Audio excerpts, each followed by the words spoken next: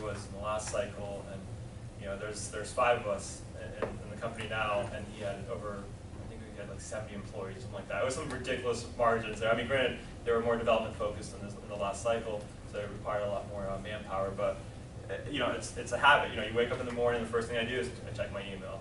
The last thing I do at night, check my email. You hear that beep, and like whatever you're doing, you just drop it and check your email. It's a bad habit, and I think it's only going to continue getting worse.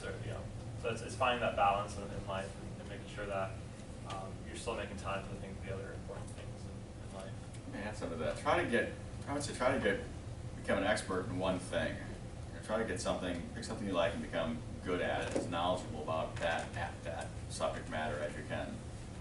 Make that your strong point. Don't forget everything else, but try to find something that you think that you kind of spend a little more time with, or that you think you can become an expert in, because you can always you always have that in your skill set, in your toolbox, so to speak, and always develop that as well. Don't forget everything else, but try to be really good at whether it's modeling, hotels, or financial modeling of shopping centers, or you think you're good at design of some kind, or whatever it is. Just try to focus on everything, but also hone in on something. And I think, and I've done this for a long time, I think everybody should read one personal growth book, or some kind of book per month. Whether by some business guru, or by a Deepak Chopra, or this guy recently, Wayne Dyer, or whatever. Because all that stuff mixes into the same sphere of keeping yourself grounded and keep yourself personally growing, because times are always changing, real estate's always changing, the world's always changing, and you don't want to be stuck in a place that you were from years and years ago. Actually, that brings up a good point. I mean, most of these folks right now are in San Miguel's capital markets course, and one of the things, one of the things that clearly he's a big promoter of, as all of us, I guess, in the teaching in the program are, you're obviously keeping up with reading and the Wall Street Journal and the South Florida Business Journal, that sort of thing. Is there any kind of other publications other than maybe those 2 that you guys sort of focus on and say, well, I've got to read this on a regular basis, or not? There's The Real Deal, that's pretty. There's a couple of websites. Real Deal is like very simple, to the point. CRE News. Updated, really. Globe Street's a good one, And those all free. Real Deal, they're both apps. Globe Street. Yeah, these are free. Yeah, these are free online things. You don't have to pay for any of this stuff. If you go to the Drudge Report, it has a compilation of different news sources, and you can just. What is that report? Drudge Report. Drudge Report. Drudge. DRUDGE. So on a somewhat related note, as far as how you handle stress and whatnot, what would you say the most challenging parts of your job? Finding disgruntled people. I think it's staying on top of everything. I think if you've got a lot of stuff flying at you and you don't want to drop the ball on any one thing, I think the most challenging part is just make sure you have some way of keeping track and making decisions on all these different things. I try not to spend too much time on any one thing. If I don't know the answer, I try to find out and make the best guess and move forward. If something you can make a decision on quickly, you make it, and again, move forward. I think not spending too much time or dwelling on anything helps a lot. Yeah, I think there's many aspects of the job that are challenging, from dealing with people to dealing with just contract negotiations. I think the hardest part of my job, which is really the focus of, is finding new deals. New deals in this market is super hard because you're continuously being outbid because the market's so hot right now. I think that's really the hardest part of my job. The most challenging thing is that there's only 24 hours a day, and I want to do it all. I really do. But aside from that, it's being in a position where I am the bank, right? So I know that I've got a committee that has to bless everything that I do, so to speak. But at the end of the day, to my client, I am the bank. And whatever I say, I need to deliver. And so the most challenging thing is exactly that. It's managing, again, the expectation between a client who wants it's an 80% loan to value on a property that they just bought and overpaid for, and they're gonna reposition, so they obviously want a loan based on the future value, not today's value, because they can clearly do it and get there. You know, so managing that expectation against working with them, understanding what it is that they see, and structuring something that makes it a bankable deal, so to speak.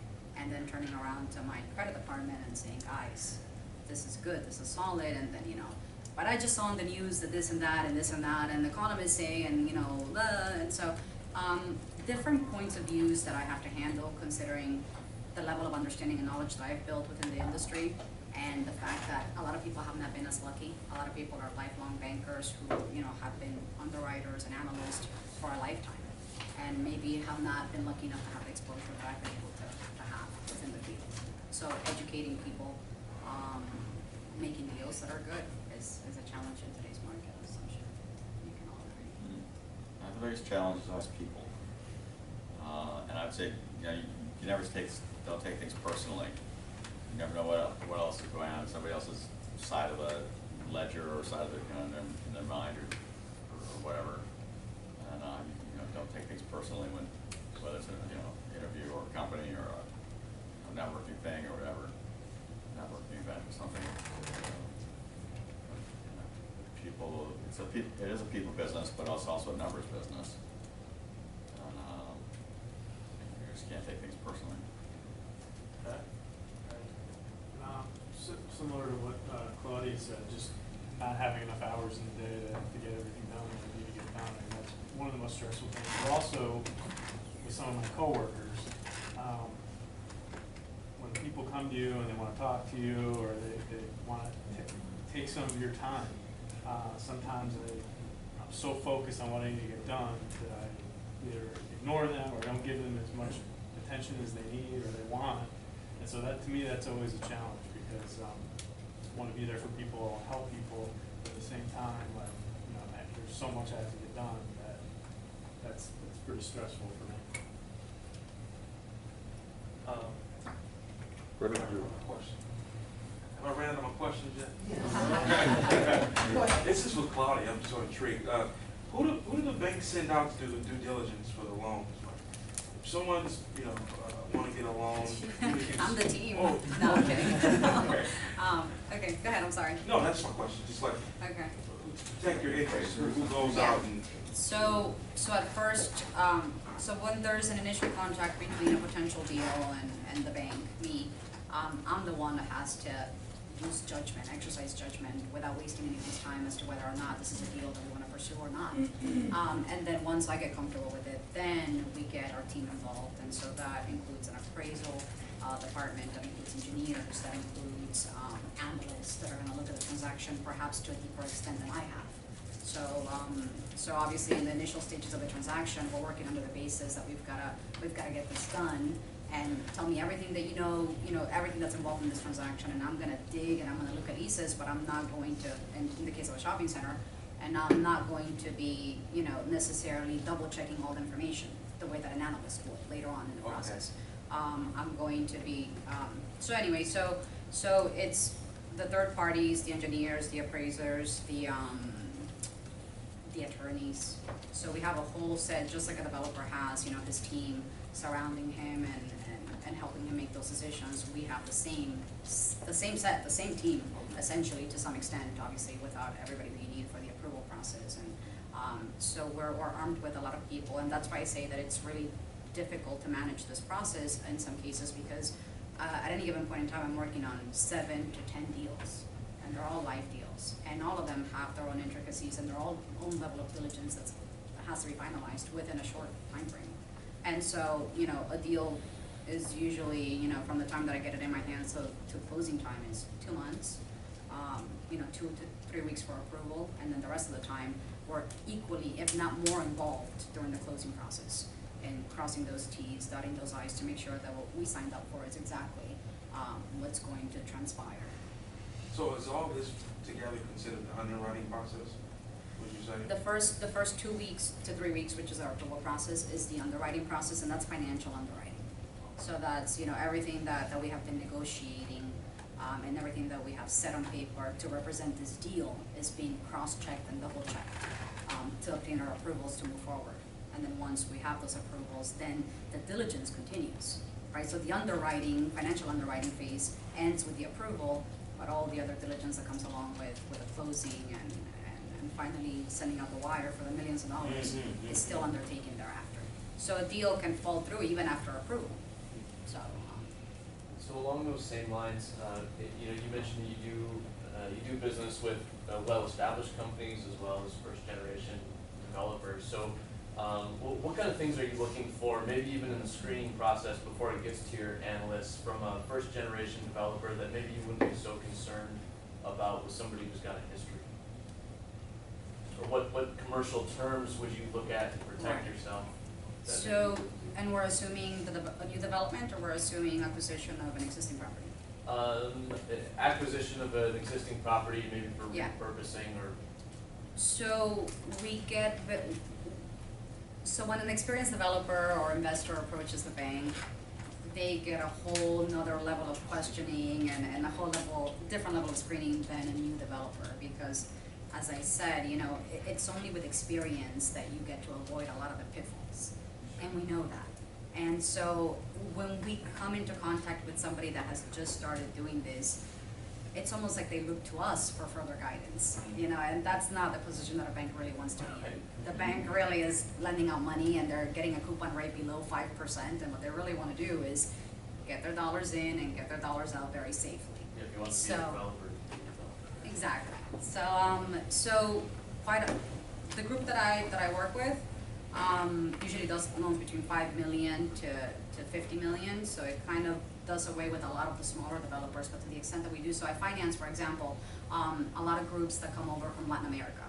And so they may have done a lot of wonderful things abroad, and they come here and they think that that's transferable, and it's not. You know, it's really not. Everything is sub-market level, and so there's a lot of teaching that goes along with that. There's a lot of money, so the asset is very well capitalized. They come and ask you for 30 to 40% loan to value, as opposed to, you know, your 60 to 70%. And so in some cases, that makes it a doable deal. In some cases, in other cases, we're just not able to get comfortable and have to take a pass. But more often than not, in a transaction, we're extremely thorough with our diligence. And what do we look from a new investor? I mean, we, honestly, I haven't done a lot of very new, you know, investors and developers, but as I tell you, we get very taken back by that. There's other sources of funding that cater to that a lot better, private money. So we're not set up to take that kind of risk. Sure. I think quite also probably like cash flow, right? The existing asset use. So I finance, yeah, so that's one of the things that I'm very happy and proud of. I've been able to get our institution to get comfortable with a higher level of risk, mitigate a risk, but a different level of risk anyway. So I've developed programs where we can actually finance properties that are not cash flowing and properties that are being repositioned. So all the curiosity that I had, you know, and wanting to be a developer, I can still kind of play in that field and in that game and finance assets that are not necessarily stabilized, and do so very profitably, and do so without significantly increasing our risk. Royal University. So Royal University is one of those cases where, you know, I don't know if you want to get into the details, but it's an asset that not every bank would have been able to be competitive on or would have been able to understand. Yeah, so we bought a shopping center in Coral Springs, 100,000 feet, paid about $26 million for it, 45% occupied. Market's great. Market in there is 90% occupied, but it was owned by a old gentleman who was in very poor health. So we knew that if we bought it, and who also was unwilling to give any tenant improvements, leasing commissions, anything. So no big box would actually move there. So we knew that if we bought the center, we could easily backfill Total Wine, which we did, and then we're in lease contracts now with another group to take on about 40,000 feet and add on another 15,000 feet to the center. We purchased the property. Once we understood the property more, we went to Claudia. Claudia was the most competitive out of all of the big banks. banks, thanks to her new loan program. We financed 15 and left another 7 for construction. Right, so those are the kind of cases where we can be a little bit more creative, because there's some level of income being generated, although the property is not stabilized. But it takes a certain type of understanding of the market, and it takes a very highly qualified group to be able to carry that through, so we feel very comfortable. But you know, sometimes you think about banking as being this, you know, outdated entity, you know, very risk averse, and that's not necessarily true in today's markets, or in today's, you know, in day and age.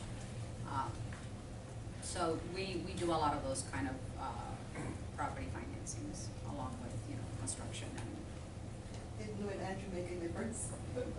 Did knowing Andrew, I think. I think, well, Yeah, Yeah. yeah, without a doubt, Sense that they yeah. already trust each other, yeah. And Yeah. on the reverse side too, because we had commitments from multiple banks, but I knew Claudia's word was Claudia's word, and what she said she would give me was what the real deal was. So Yeah.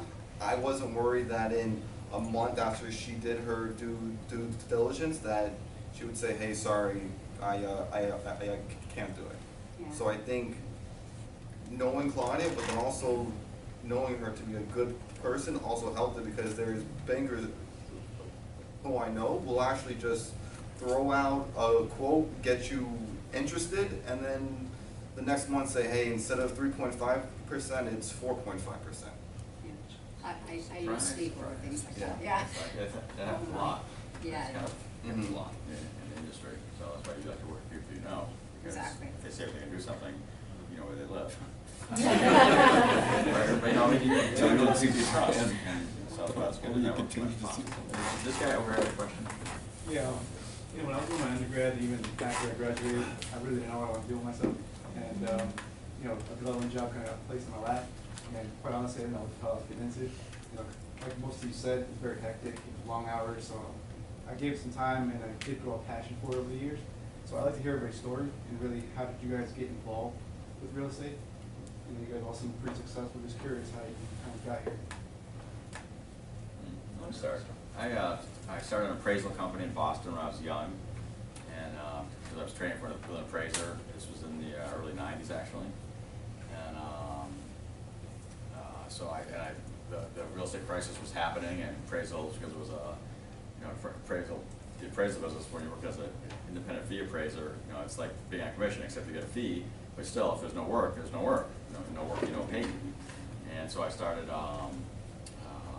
buying some RTC and FDIC foreclosure condos in downtown Boston, an area right outside of Concentric Circle where I could see that the yuppies were living in, and a few blocks outside of that was like, you know, condos that were bank owned and they were cheap, and you could see that development was moving in that direction.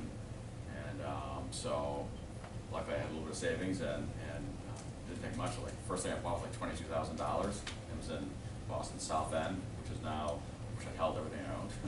But it was like, you know, I held it, rented it, did a Home Depot renovation. I'm, you know, good with my hands, I knew what to do. And I just renovated it myself, and I just kind of kept doing that, stair-stepping, and then I got a buddy, and we were doing it together. And best score we ever did, then we started buying brownstones, and, you know, the four-story brownstones, and, you know, we were able to buy, one of them we bought for like about $300, did a bang-up renovation of the owner's duplex, cleaned and fluffed up the 3 rental units above it, so it was a 4.5-story brownstone, because the basement walked out to the back, and made the owner's duplex really knock out beautiful, and sold for like $900. This is like 3 years later, and it's like if you catch the market right, and you know, in your area where you're, you know, right outside of Concentric Circle where development is happening, and that rule can hold, you know, apply whether you're doing commercial or doing residential or just looking for your own small, you know, flip or something. It you know, usually holds pretty true. And then I started doing more renovations and less appraising. With the appraisal, you know, start something just to get into it. You know, you'll beat people and start learning some angle of the business. So I started doing more renovations and less appraising. But the appraisal foundation I had was really tremendous. That's far as starting a business? I think I'd spoiled that question. I might have given a lot of it out to you guys already, but just to summarize it, I started off with a liking of the financial markets. I like the way that, their involvement brought the world, or brings the world to a whole nother level, So anyway, so I started off wanting to work in the corporate world, analyzing big banks, analyzing Fortune 500 companies, and big international banking deals. And ultimately, I was offered the position of a commercial real estate underwriter.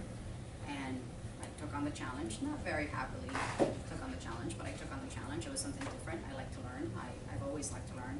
And I signed up and I developed a passion, and I was very clear that if I was going to do this, I was going to take it to the next level. I ultimately, I think, I've been very analytical my entire life, but I very much like people. I like the idea of building something with people, with a good, solid foundation. And so the road was definitely not a very direct one. I managed a billion-dollar portfolio of troubled assets in the downturn, and I was asked to come into the lending side of things.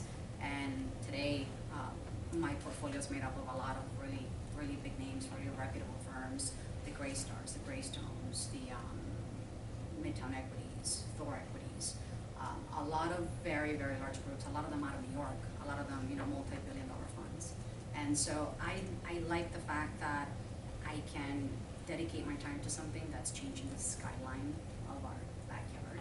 I think it's an amazing thing that's occurring. We're in the process of, becoming a gateway, 24-hour city. And I think there's a lot of work to be done. And I think we need a lot of talented people and people with a passion and drive to make it all come to fruition.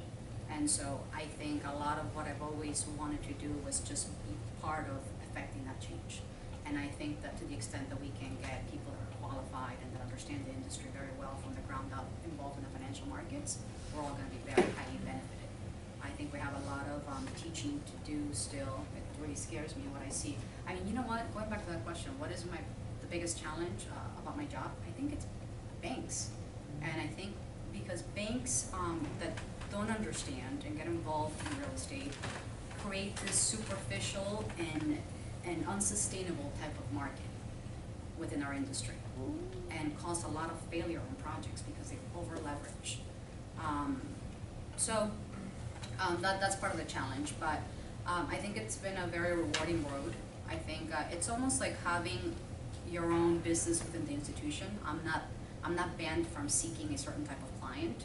I'm not restricted to any product type. I don't just have to do multifamily. I don't just have to do retail. I can do anything that I feel like waking up to do, and I can enter into conversations with anybody that I want to enter into conversations with, and I have a big balance sheet behind me, and I think, worked myself to the point where I have a very high level of confidence in what I do, and it feels nice to be doing something that is so enjoyable and rewarding, and the great people that you meet along the way. Again, big personalities, but big dreams, big aspirations, and very inspirational still.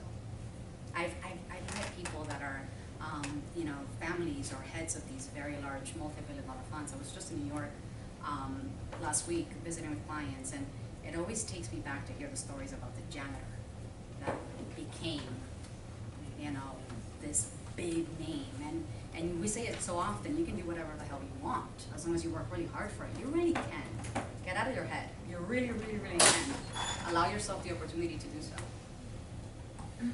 So, when I first started my career, or I guess before that, back in college, I wanted to do something in finance. I was going to school and living in Manhattan, working on Wall Street, worked for UBS, and then I graduated in '09. In '09, people weren't hiring, they were firing. So ended up moving back down to Miami. After working at UBS, really wasn't interested so much in the financial markets, doing exclusively that. So ended up coming here. I was new, had no clue about real estate. Knocked on Flagler's door, probably called them once a week, said hire me. I'll do an internship. I'll work for free, whatever it takes.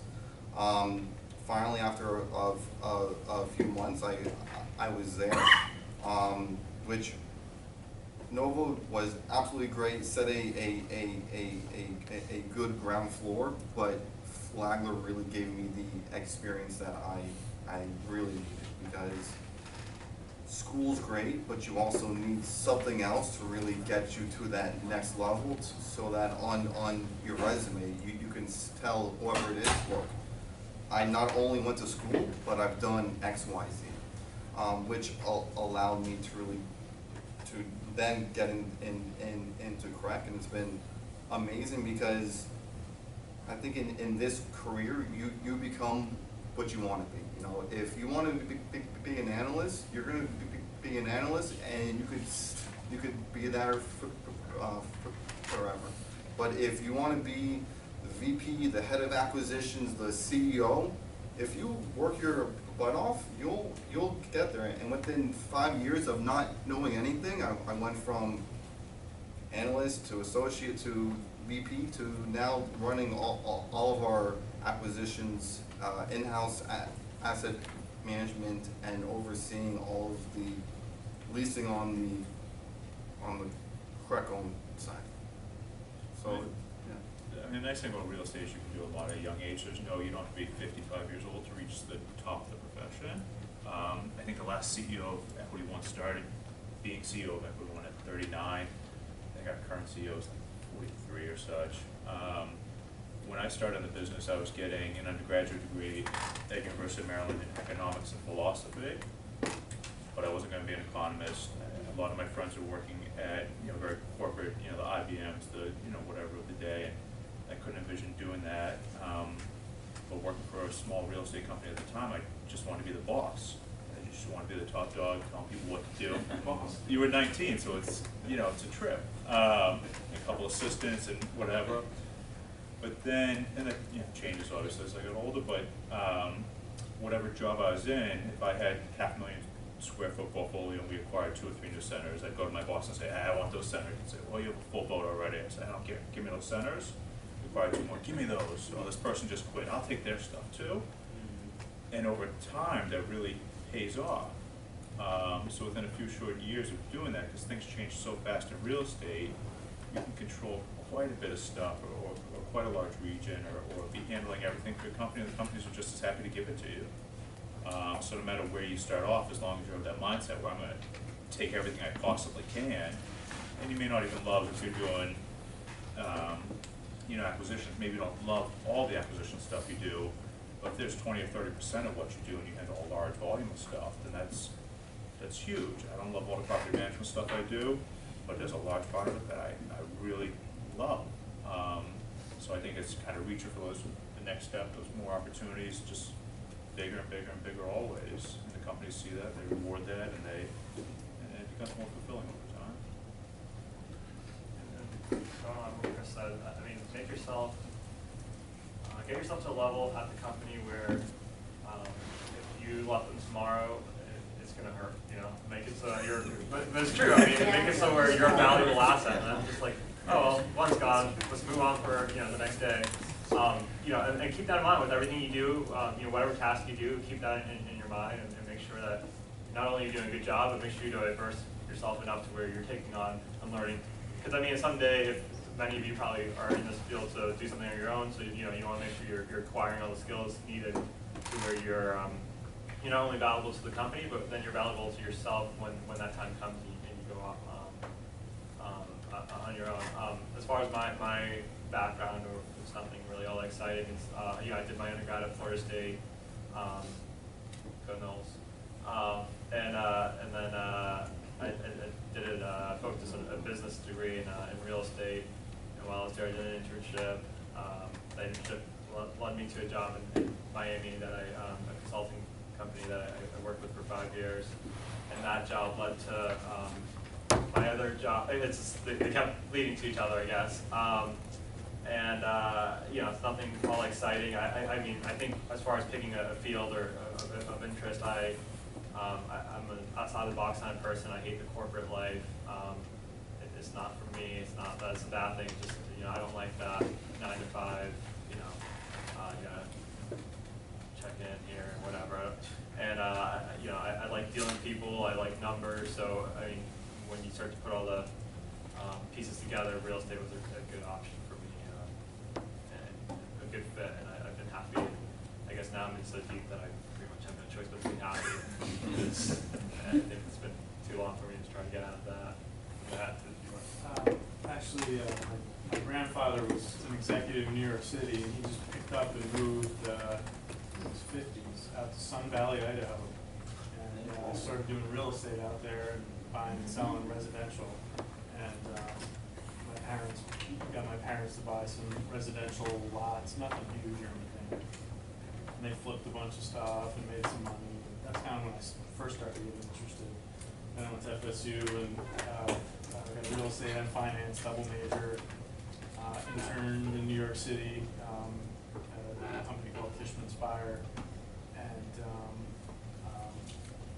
you know, I started on the banking side. I knew I kind of always wanted to get into development, but you know, it was like 2002, not that far off from 9/11, and so I kind of had to take what I could get, and so I ended up working for ING in Atlanta. We did some pretty large commercial financings. We did $2.5 billion of new loans when I was there, and I still kind of had this thought of wanting to get into development.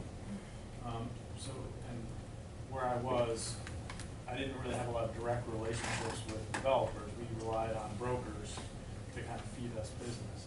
And so I thought, just to get a little bit, use the skills that I had, the financial skills that I had, the lending skills that I had, and getting a little closer to the developers, getting relationships that maybe one day I could go work for one because I know them really well and establish relationships. So I moved down here in 2005, became a mortgage banker, and coincidentally I ended up going to work for our best client, and that's where I am today. So it kind of worked out the way I planned. Usually it doesn't, but yeah, so I've been doing that ever since. But I think, you know, there's a lot of different ways, whether you want to get in development or specifically if you want to get in development. I mean, there's really no one way to make that happen. You know, you got to be creative, and you know, there's not a lot of real estate development jobs posted, so you have to kind of figure out a way to kind of get in there and get your foot in the door. And then one other thing I was going to say before, when we were talking about what's most important, you know, we talk about the numbers, and the numbers are just like, you got to know the numbers. But you know, one thing I have to keep, I'm a very detail-oriented person, and one thing I need to do, sometimes I need to step back from the numbers. So sometimes I get so inundated with the numbers, if this is right. Sometimes you got to step back and forget about all the details and really just, you know, think, does this make sense? Or certain people can look at the same numbers and they can look at the deal completely different. I mean, the return may look the same, you look at the same pro forma, but certain people have a vision, and that's what I have to challenge myself every day, is, you know, thinking, what are other people not seeing? I mean, there's so many people that look at deals. Some of these deals that, you know, are marketed or looked at by hundreds of people, and there may be somebody that has a vision, that's seeing something that other people are not. And a lot of times it's not really in the numbers. It's hard. It's very hard. So that's what I challenge myself to do. Is how can you cut this deal up differently, to where maybe someone else isn't looking at it that way. So that's just a little advice from what I try to challenge myself with. So as a final question, one of the things that these guys were exposed to this morning that you guys did not see, Tony Trella came in and gave a presentation. One of the things that he did was to show a video of a futurist talking about some major, you know, things that we ought to be thinking about in terms of the impact on real estate. And so without giving you any more information, what one big thing in your minds is going to really have a transformational effect, or, you know, really as we sort of move into the future of real estate development? I mean, is there any one thing that each of you has been like thinking about at all that's just going to be like, this is going to be the big thing that's really going to change the face and nature of what we're sort of doing and experiencing in the world of real estate development? I'll open it up to all of you, but without The picking first one. that comes to mind is like smart homes, just everything being very, connected, everything connected to this. And maybe it's a generational thing, but I'm a sucker for technology. Anytime there's something that I can upgrade from my phone, I have my coffee machine, my, you name it, it's connected to, if it's possible, I have it connected to the phone.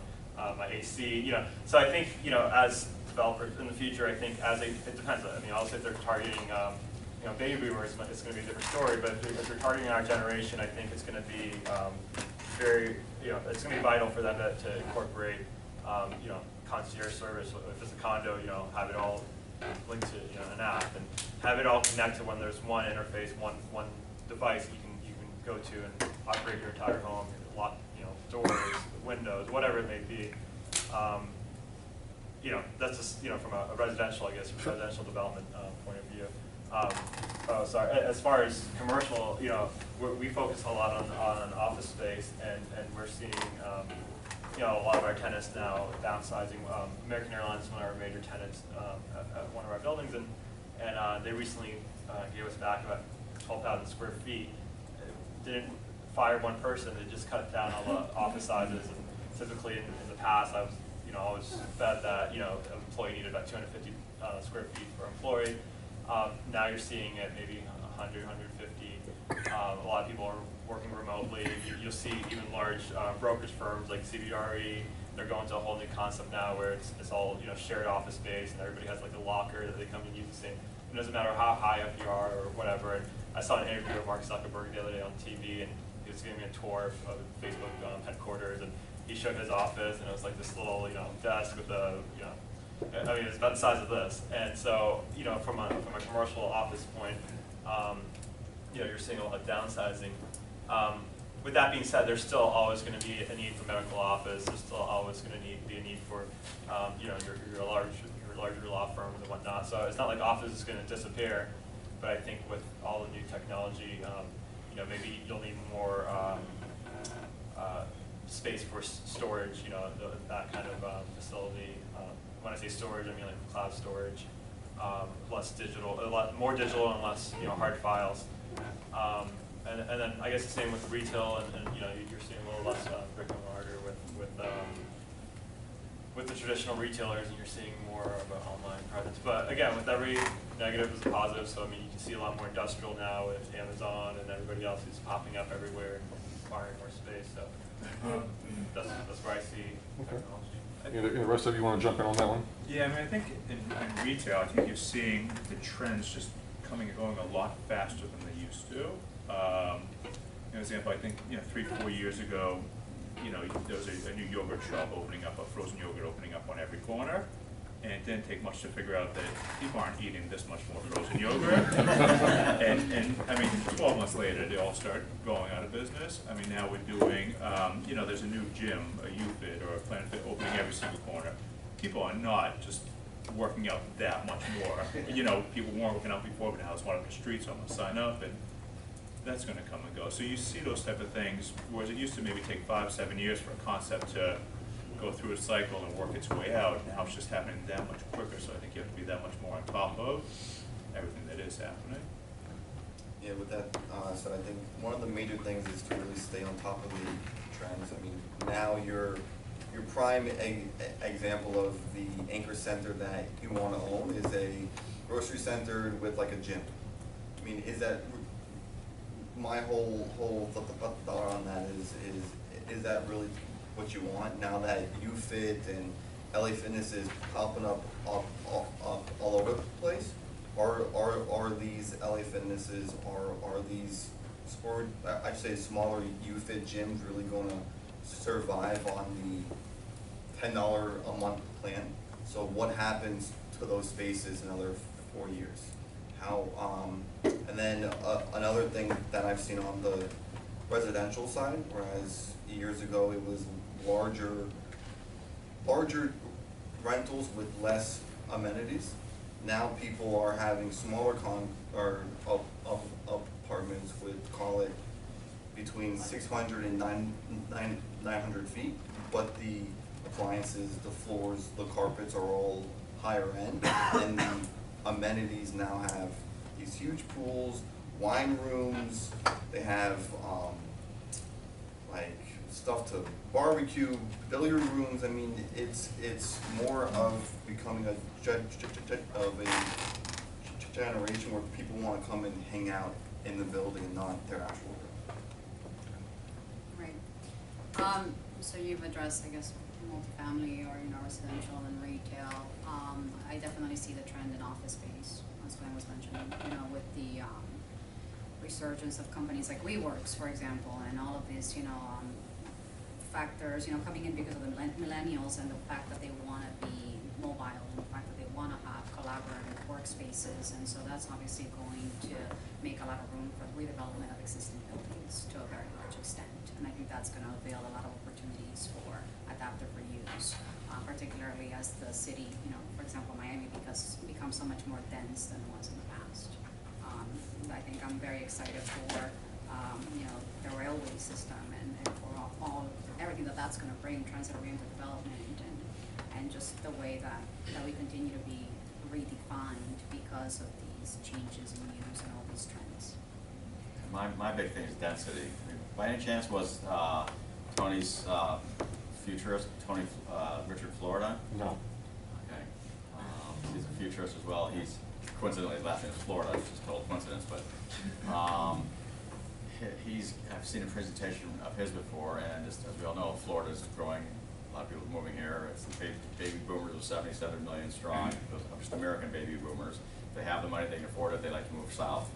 So that's a big shopping cohort, and you have, most of South America, lots of Brazil, and lots of Europe, and they're all coming to South Florida. I mean, South Florida's kind of a pin dot on a map, and when you look at South Florida, you've got the Atlantic on one side, you've got a strip of land, which is literally only, 15 to 20 miles wide, going from Palm Beach down to South Kendall, and then you got the Everglades, and that's, the shape of that part of South Florida, that's actually land and habitable and buildable. It's kind of like the same shape as Manhattan, but we're like 10 times bigger than Manhattan.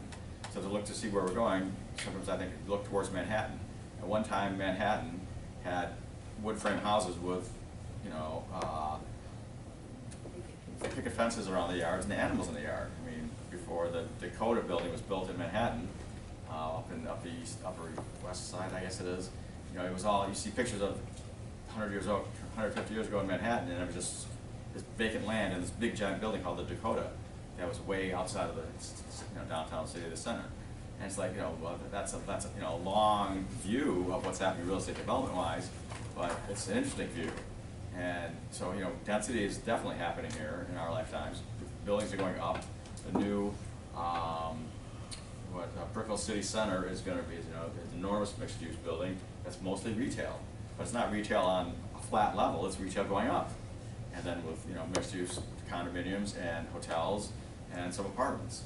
And just, Brickell is, that area's just exploded. Where they're going to put all the cars, I have no idea. But, no cars, yeah, so that's exactly right. So if you have no cars, that means you have your feet, which is great, it's walkable. So I think really where things are going is, as Los Angeles has done, you try to live and work close to an area so you don't have to drive very far. And getting in your car and driving, from one side of town to the other side of town for dinner, it doesn't happen anymore. There's too much traffic, and it's physically impossible to do. So things are going to have to become much more walkable. We're going to get out of the cars more, and all these buildings that are being built and have to be managed by somebody. Somebody's got to outrun them. Somebody's got to operate them. And there's a lot more buildings out there than there are people sitting in this room. So I think you guys just keep focused on it. Just make yourselves really diligent, have a good work ethic, and definitely find a place. And, go ahead. Are you familiar with the app for property management they use a lot up there? I'm drawing a blank at the name. Which one? It's like the Uber of so there's companies that actually hire a whole bunch of GCs or property managers, and then they're out and about in the city. Press the button, and it'll be based on their location, they'll get you a service person immediately. I'm not familiar with it. It's semi-new, I just got back from New York like 2014. Okay. And, that was a thing going on. Wow. So I was wondering how you saw that. You know, I'm not really sure how it works or what it is, but my initial reaction is that we have, in any building that's run, you have a short list of people you trust. And it's all about trust, no matter what business it is, it's about trust. And people are gonna do what they say they're gonna do, and you can let them into your building and maybe give them a key, maybe not give a key. And it's, you know, it's really about, it comes all down to human relationships and who you trust and who you have an ongoing relationship with. And who you trust that has integrity, that you could let into your building, let on your property, and not, you know, and know that they're gonna treat, other people in the building well. And, but I'm not sure exactly how, what instance they use that for, could it have some potential, but it's, in terms of running, you know, somebody who's owning or running a high-rise or an asset, you know, I know people, I know who's coming and going to the property. Great. Well, could we do this? Why don't we go ahead and close out the discussion here, give everybody a chance to take a break, and then what we're gonna do is we'll go ahead and move over early to the flight deck reception, and that way you guys can have more one-on-one interaction with each other. Is that okay? Yeah. Want to say thank you guys for coming. Yes, absolutely. We appreciate it. You know, it's kind of a Thank you so much.